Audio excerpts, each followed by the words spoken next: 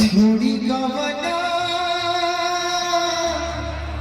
हरी में हरिया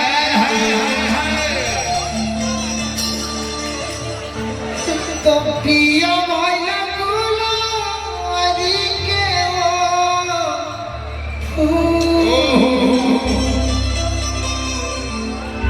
कि छोड़ी गवना हरी में हरिया कि कवन सवतिया अरे मोरले बिया है गलो पिया हो निमिया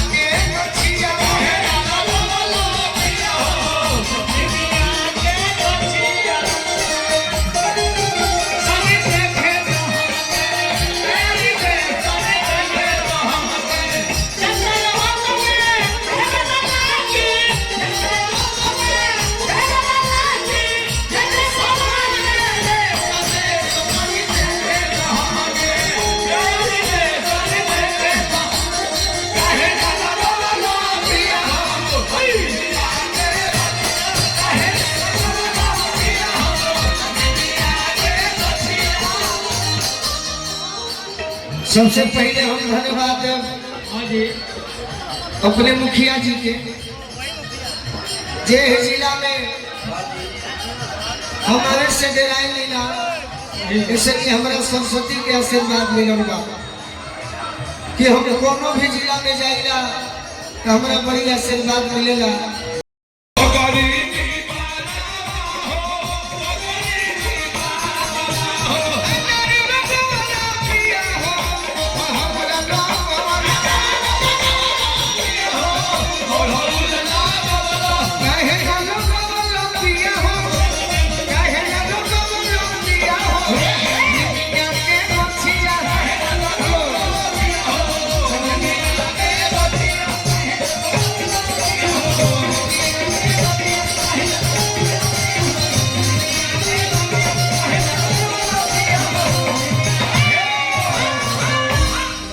एक बार प्रेम से बोली जो भगवान की